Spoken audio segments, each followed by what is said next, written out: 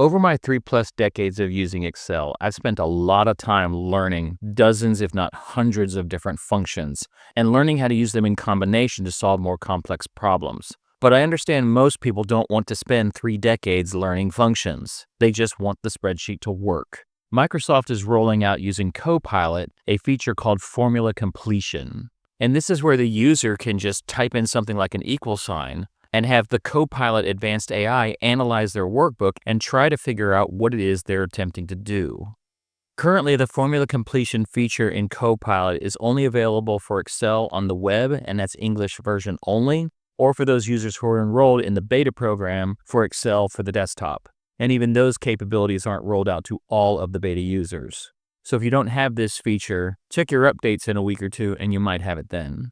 To give you an example, in this table I have a column of dates, but from those dates I'd like to extract things like the year, the quarter, the month name, the month number, maybe the Julian date or the week number. There are a variety of date time functions that can do all of this, but if you don't know those functions, they're of no value to you. Well, what if you could do something like this? What if in the year column I typed in an equal sign and Excel evaluated my worksheet and tried to determine what it is I was trying to extract? In this case, the year from cell B2. I'll accept that suggestion and hit enter, and here I have all the extracted years. I could do the same thing for the quarter. I could type in equals, and Excel will write a formula that tries to figure out what I'm trying to do. In this case, extract the quarter number from the date in column B. If I hit enter, I get the quarter numbers. I can always modify this formula and do something like add a Q to the front of this, and then concatenate it to the results of that roundup month function. Make it a little fancier.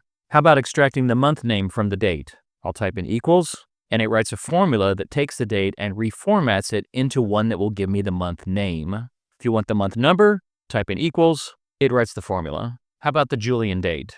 We'll go with an equals, and there's the formula to create a Julian date. And lastly, the week number.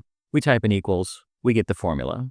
One of the things that's happening when you type that equals is Copilot analyzes the context of your workbook. That context revolves around your headers, the cells that are surrounding it, any existing formulas or tables that are in the workbook, and then comes up with a suggestion of what it thinks it is you're trying to do.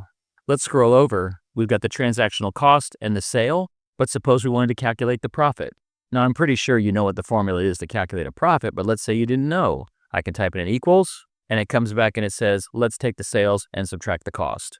Now, if we wanted to calculate, say, a 10% discount, I could type in equals, and it comes back with a suggestion of 10% discount. Now, if your discount wasn't 10%, you could go ahead and accept this, and then go back into the formula bar and adjust that discount percentage. I'll leave it at 10%. The subtotal, which is the sales minus the discount, I'll just type in equals, and I get the sales minus the discount. How about the tax? Now, the tax would be the sales minus the discount times some tax rate. I'll type in equals, and it comes back with the subtotal, which is the sales minus the discount, times 7%. Now, I could accept that and then go up and adjust the percentage if needed. But what if you had the percentage defined somewhere off table? I'm going to hit undo. If I scroll over, let's say I put in something like tax rate, and then under it, 8.75%. I'll even take that cell, go into the name box, and name it tax rate. So now the system knows there's a cell somewhere called tax rate. Back under the tax column, I'll type in equals. Copilot has evaluated my workbook and said, hey, let's take the subtotal, which is sales minus discount, and multiply it by the tax rate cell. Finally, for the total will be the subtotal plus the tax. I'll type in equals, and sure enough, subtotal plus tax. So as you can see, Copilot has the potential of lowering the barrier to entry for a lot of new users tremendously. It's still a good idea to learn these functions, but if you're a beginner to Excel, this is an insanely valuable asset. Now, there is a limitation with the formula completion of Copilot, and that is it cannot evaluate data on other sheets. Now, that may come in a future release. This is still in beta, but at the moment, everything has to be contained on the same worksheet. Let's see how well the formula completion feature works with lookups. In the green table, we have our purchase part number and the quantity. The costs and the weights for those parts are in the blue table, and the shipping charges are in the red table. Now notice the blue table is vertical and the red table is horizontal. If I need to look up the unit cost for that part number, I'll type in equals, and the system has analyzed my worksheet and determined that the part numbers in column A of the blue table, if there's a match, return the unit cost of column B in the blue table. I hit enter, There are my unit costs. For the unit weights, I'll type equal, and it does the same thing, except it's going to return the unit weight column. Now those were in a vertically oriented table. What about a horizontally oriented table, the red one? Well, that is for the shipping charge. If I need to look up the shipping charge based on the total weight of the order, I'll type in equals, and here it's determined that the first row of the red table is the lookup row, and the second row of the red table is the return row. Hit enter, there are all my shipping charges. And just take a look at that XLOOKUP formula that it wrote. Some users may not even know XLOOKUP exists, yet they're still able to perform this operation. Let's see how formula completion works on a little more sophisticated issue. If I wanted to create an amortization table, I have 4 arguments at the top of my worksheet: the loan amount, the interest rate, the number of years for the loan, and the number of payments per year. Now I've created a small table here that has the payment numbers, and my first row will hold just the starting balance of the loan. That row will eventually be hidden. So the first thing I want to do is calculate the monthly payment based on those 4 arguments. So I'll type in equals.